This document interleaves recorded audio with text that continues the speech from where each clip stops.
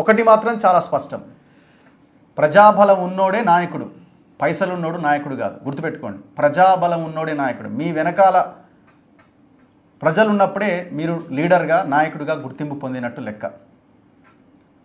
So డబ్బులుండి 2000 5000 ఇస్తే నేను leader అయిపోయినా, వాళ్ళందరికీ డబ్బులు ఇచ్చినా, లేకపోతే వాళ్ళ ఇంట్లో ఎవరో చచ్చిపోతే 25 కిలోల బియ్యం ఇచ్చిన, 5000 రూపాయలు ఇచ్చినా వాడు లీడర్ కాదు. ఆపదలో ఉన్నప్పుడు వెళ్ళి ఆదుకున్నోడు లీడర్. ప్రతిరోజు ప్రజలకు అందుబాటులో ఉన్నోడు లీడర్. ప్రజలు ఎక్కువగా ఏమీ ఎక్స్పెక్ట్ చేయరండి. దయచేసి ఇది ప్రతి ఒక్క లీడర్ గుర్తుంచుకోవాలి. ప్రజలు జస్ట్ మా లీడర్ మాకు అందుబాటులో ఉన్నాడా లేదా, మేము గెలిపించిన నాయకుడు మాకు అందుబాటులో ఉన్నాడా లేదా అన్నది మాత్రమే చూస్తారు ఎక్కువగా.